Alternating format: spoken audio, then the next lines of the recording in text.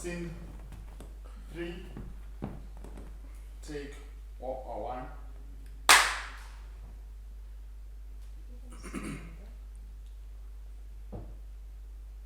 Yeah, you guys can actually start.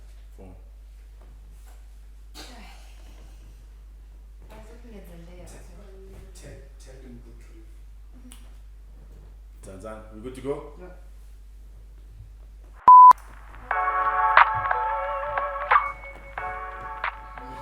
We here. By sharing us.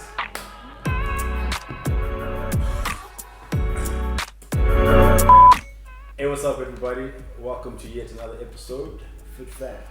I go by the name Revo Tonga Gent, and today we're going to be discussing everything industry related. I'm here with the fam. What's happening, guys? What's up? Yeah. We here. Hey everyone. My name is Respect and I'm a fitness trainer or personal trainer by profession.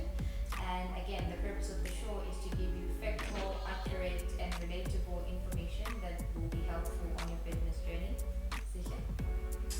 Sikhim Batsalo, personal trainer by profession.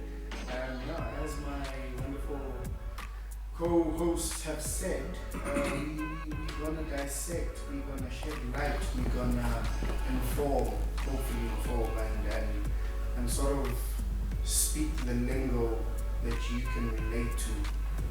Yeah, enjoy it. 100%. So on today's episode, we're going to be talking about something really extraordinary. We're going to dive a little deeper about toxic masculinity within the fitness industry. I say extraordinary because we deal with it every day. For myself personally, I know, and I see it. I won't lie, sometimes I go through it. There's this thing that I call, well, it's probably called, within the industry, ego training. Have you guys heard of that saying? Yeah. Ego lifting, ego training. Oh, dude. Yeah. I'm slowly trying to get myself out of it, Yeah. merely because it's detrimental Yeah. to the journey, to my health, But it happens. It's like a automatic switch. Yeah. I could be doing my 5 kilo, And then the guy next to and you then the comes guy in next with, to their me, hundreds. he just pulls up and he puts do it. And now everyone's looking at him now. It's a thing, right? So on today's episode, I think it's a very good thing that we actually break it down, try to understand why it happens, and why we should slowly work ourselves towards doing less of it, right? It's not as much as it's not something that can be done in one day, but I feel like we can literally put together steps to help individuals to try to do less of it, so that it doesn't become detrimental to their fitness journey, and so that it actually helps them moving forward. Yeah. Mm-hmm. Yeah. So have you ever had instances where you've experienced it or you've seen it from another person? What's the chat on your side? I mean, for the most part, I find this, it's a very serious topic, Yeah. but sometimes I just get to a point where I'm entertained because of things I've seen at the gym. I just want to be how does this happen? But anyway, I've definitely had instances where people, or mainly sometimes guys, because guys sometimes want to be seen as being able to handle more. And I think that's true for a lot of things in life. But in the gym context, you find someone opting for way heavier weights, but the form is off, everything is off. And the thing that's going on is that someone is causing injuries to themselves all the time. Whereas, and I always say, guys, progressive overload is a thing. We're not saying don't lift heavy. But I'm saying build yourself up. 100%, yeah. I remember a time, when I look back at it now, when I used to lift 5 kgs or 2 kgs or 1.5s, and for me that was a big deal because it was something new to me. So over time I built that discipline and doing it properly, adding more weight. So I understand sometimes what can be like to walk into a gym space, see your peers doing more than you are currently capable of doing, and you feeling the need to outdo them, and stuff like that. Yeah. But it is very dangerous because you don't know the extent of injuries that you're creating in that time. Whereas you can take the time to firstly learn how to do this properly, understand what progressive overload is, which means you add your weights over time and you build the strength. But definitely, guys, I've seen every movement you can think of. I've seen guys in the gym lifting weights, doing things incorrectly, and they end up looking like they're twerking with their weights in their hands, and I'm like, what's going on? So it's, you see the Lando situation taking place in the gym. Can you imagine? It's scary. It's very scary, but it happens. Cecily, what's your chat, bro? Like, what's your experience with toxic masculinity? I think it's only fair after hearing you guys speak. I think it's only fair. What is toxic masculinity? What is it? Because like we can be talking about something and someone who's watching it is like, what's that? Yeah. What's your understanding of toxic masculinity? So for my understanding of it is that guy, more especially, that guy who has that ego, who's driven by ego, and instead of sort of seeking out help, like you got too much pride to do that. I know what I'm doing. I know how to do this. I've seen people doing it, and I can do it better. So not only do I know what I'm doing, I can do it better than everyone else. So here we are in the gym setup, more especially someone is training, you're looking at them, you're like, me, I can do better than you. But it doesn't end there. It's not all about I can do better. Like, I'm gonna come show you that I can do better. So I'm gonna add in those extra weights. I'm gonna make sure that you see and hear me. Which I'm here showing you how to do it. So that's my version of it. And it's sad. It's sad because why? Why? That's a very profound word. Why? You know, because come to think of it, you get instances where you have chats with guys, like you see them doing the wrong thing in the gym, and you ask them, why don't you get some help or seek for help? And the most common responses you get, like, I'm in a hinder, I was uzenze, you know, like that type of chat, which is always it's shocking, right? Because first and foremost, we don't know everything and everything under the sun, so there's nothing wrong with having to ask for help. But then there's this whole perspective that when you ask for help, you end up becoming weak, right? Which is very wrong. You know, in order for you to actually attain more knowledge, you need to ask. And especially from a fitness standpoint, like we said, anything wrong that you are doing could be very bad for your health in the long run. But it's not perceived or it's not understood because of toxic masculinity. So I think as a group or as a family, we need to be able to shed some light on how, you know, like we can actually decrease these things, because it's hurting our brothers. I can't really speak about women in the sense of toxic masculinity.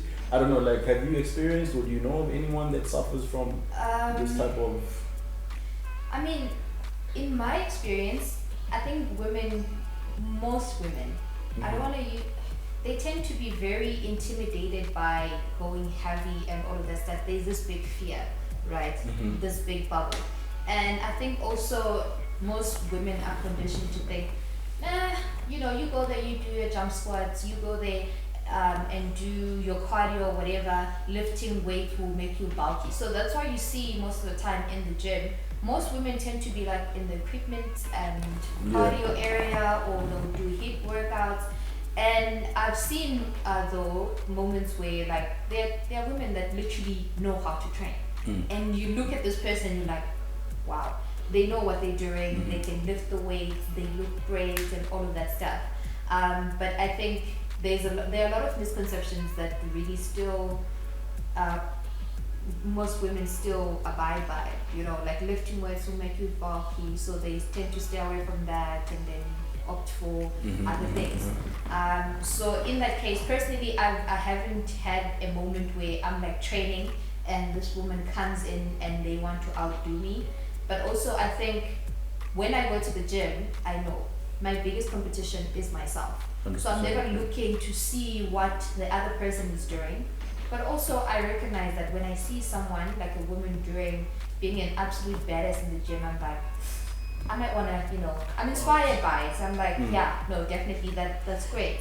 So not so much like a toxic situation going on, but more so of, I guess I would want to encourage women to lift weights. Because it doesn't make you bulky. It's all about nutrition at the end of the day and everything that comes with it. But I've had instances as well when I'm training, and guys will come up to me and they'll be like, listen, you, like, I like everything that you do. Like, you know how to train, you seem knowledgeable, you're in your lane. And they approach me from, again, a place of respect. So it's like, okay, listen, when do you train legs? I would like you to show me a few moves how to do them, because it's not my strongest suit. And I always I can commend that, because not all men will be like, approach a woman and be like, listen, this is like my weakness. Can you help me with it? And then you get those instances where a guy will come up to you, never having met you, of course, and they'll be like, oh hi, you're so cute. And because like I'm tiny and petite, no one thinks much of me in like a training setting, right? If anything, I'm just like, oh yeah, I probably like could get a date out of this one or something like that. But they're like, oh, this one never gets old. Do you need me to spot you? Before I even load weights onto the squat rack, do you need me to spot you? Or do you know what you're doing? I never really respond, but there was an instance when I was training and this guy was like, oh, tiny little you, do you need me to spot you? I'm like, sure. I go in, I add my 20s, I squat. I'm like, I'll let you know when it gets intense. Because right at this point, he's like, I'm gonna train with you, right? At my 10, which like what? That's how much? 40, right? Yeah, 20, yeah, so that's 60 kgs. Yeah. And then second set, I ate my 10. And then I normally do 4 sets in the gym when I train. I think it got to a point where it was like about 90, including the bar. Kid you not, the guy took his stuff, walked away. Ever since then, like in the gym, he doesn't talk to me. Like he'll literally see me and it's like, he doesn't know me, he doesn't recognize me. And I never said anything to, I was like, hey, listen, you want to train with me, train with me. But if he had approached me from the, like, oh, hey, I think, what are you doing? Would you like to train? We train together. And then I asked him, can you handle this weight? How far are you in your fitness journey? So it leaves room for open dialogue. I'm not there yet. And then I don't mind you doing, I don't mind taking off the weights while you do your rep. I think it's commendable when people know, there are limits in that moment. Yeah. Sweet stuff. Rather man. Bottom line, basically, it is to say that ask for help. Yeah. I always do this with my clients. Well, not always, but most of the time. I say, in a gym setup, I can point out at least 5 people who don't know what they're doing. Who literally don't know what they're doing. They just saw a machine, and it's funny how it happens, because they'll see a person who seems to know what they're doing. They'll watch that person. They'll be like, okay. The person moves away. There they are, jumping onto the machine.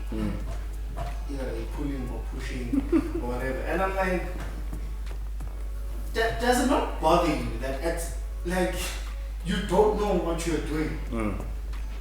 This thing, it feels some type of way, like it's not natural. It's not natural. So am I not worried that I'm gonna injure myself, or like I don't know, like or better yet, I don't look so smart. I don't want to say they look, but they don't look so smart. Like ask for help. I think just to add to what we're talking about, merely because most people like the whole adding of weights, you know, training bigger makes you better, you know.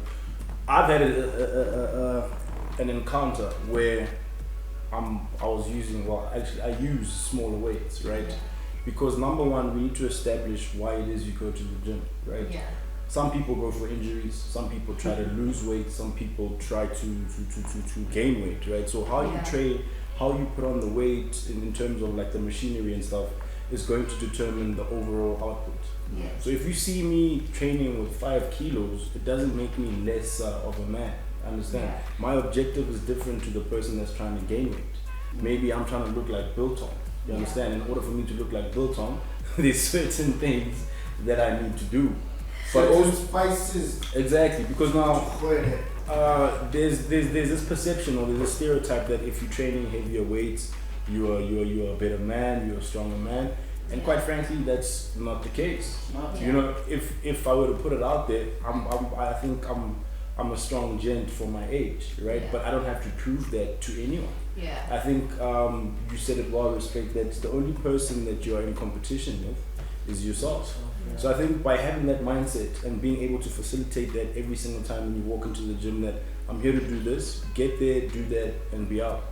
And stop worrying about what the next person is thinking, what the next person is saying, or even like in terms of watching you, because there's a lot of eyes in the gym, you know, and the mirrors have obviously made it very easy. Someone could be on the other side of the gym and be they watching, you know, and if you're doing the wrong thing, you could easily mislead that individual.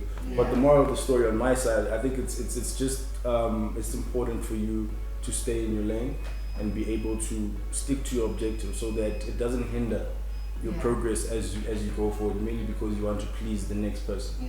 Yeah, man. So with that being said, I think it's also equally important to have a gym buddy, right? An accountability partner, someone to actually let you know that hey, we're not so let's stick to what we came here to do, right? I think we also have here a point that speaks about seeking for assistance. You know, the personal trainers are there, they're qualified, they're there to be able to ensure that you're doing the right thing over the prolonged time that is given. So do you guys want to add anything else to this topic in hand? For me, it'll go back to asking for assistance. But in having said that, it's how you ask for assistance.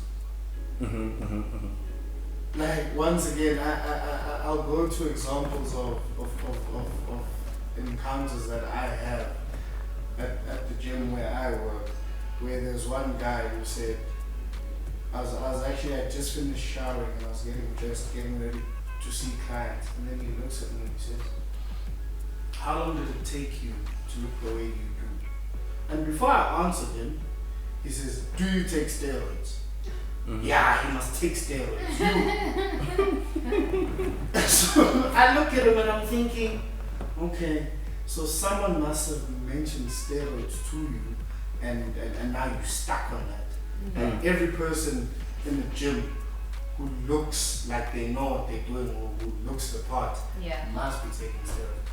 So as I start responding to him, another member walks in and I could see that this other guy is listening in, but he doesn't want to turn around. He doesn't want to turn around because he was smiling. So I got worked up a bit. And I said to him, you are the guys or the people that really frustrate hard-working people in the gym. I mean, I'll use, and not to take anything away from any other sports, but I'll take bodybuilding for example. I'm not a bodybuilder. I mean, I have the utmost respect for them. They go through the most. It's a lot, bro. Dieting, mental, it's too much. People ask me, why don't you compete? I'm like, I'm lazy. It's a mental game. If I want to eat pizza, I want to have pizza. Don't tell me I'm 6 weeks out or this. It's not for me. But I understand what they go through. So to see someone who's working that hard and say to him, yeah, you're taking steroids, that's why you look like this. Nah. Like, long days, early mornings, late nights, meal preps, pushing yourself to get to gym. Like, and then someone will just come and be like, yeah, You're on it. yeah, you're doing this, or like, you just like, yo, tick. So it's all about the approach. It's all about the approach. Ask, show that you don't know, you'd like to know more, or you'd like to understand better, and give that person the respect that they deserve. I think just to add, do you want to say anything? Alright, so on my end, from a toxic masculinity standpoint, I've been in instances where I've suffered like crazy injuries, bro, where it messed up my entire like training journey. I once walked into a gym, I think probably 3-4 years back, probably even 5. But I walked in, no warm up, nothing, right? I saw a gent doing chest. Like you said, you see a gent doing something and you're like, I walked in there, bro, didn't warm up, didn't do nothing. Got onto the bench and I just went for it. I went 20, and I did 40s, then boom, 50s, and then on the 60th kg, oh my king, I tore my chest, right? Like it tore. So for me, that will forever be a painful encounter, because if I had done things the right way, for instance, literally warm up is a serious thing, right? Till today, I can't train chest like I used to train chest. But it's a lesson that I've taken with my life, which, you know what, right? It's not about the ego, it's about the muscle, right? So for as long as I continue to respect myself as an individual, because at that point I just felt like I'm doing it for the sake of doing it. I was showboating. Which is it happens. I think hence we're having this discussion, so that one can be able to be in a position to identify that, you know what, I'm starting to lead myself astray here. Because the injuries that take place, they're painful, number one. Number two, they hinder your progress and your fitness success. As it is, psychologically, I can never do those weights again. As much as I'm trying to do them, like gradually come up, by the time I get to like a heavy, as soon as I feel like a needle, like what do you call it, a niggle, I stop immediately. And then the sad part is that the people around me, or the people that don't know, actually start saying, I don't know, bro, you weak, or whatever the case, but not knowing that, yo, right now, but I'm suffering from trauma, right? Which I put on myself, merely because I was doing what? I was ego training. Once again, toxic masculinity, which is something that needs to be executed, evacuated, once I set up. So I think that's pretty much it, man. Basically, knowing your objective, what you're trying to achieve at the gym, asking for help, and just being able to be true to yourself in the gym. So once again, you guys heard it first from FitFam. Thank you so much for watching this episode. If you have any comments, please do the right thing below. Don't forget to like, comment, share, and subscribe. For myself, River the Zonga Gent. Catch me on all the social media platforms at Zonga Gent. I'll catch you on the next one. You know I don't say goodbye. Danko. Perfect. Thank you so much, guys, for joining us today. I'm Respect and Respect Fitness _SA on Instagram and Respect Fitness on TikTok.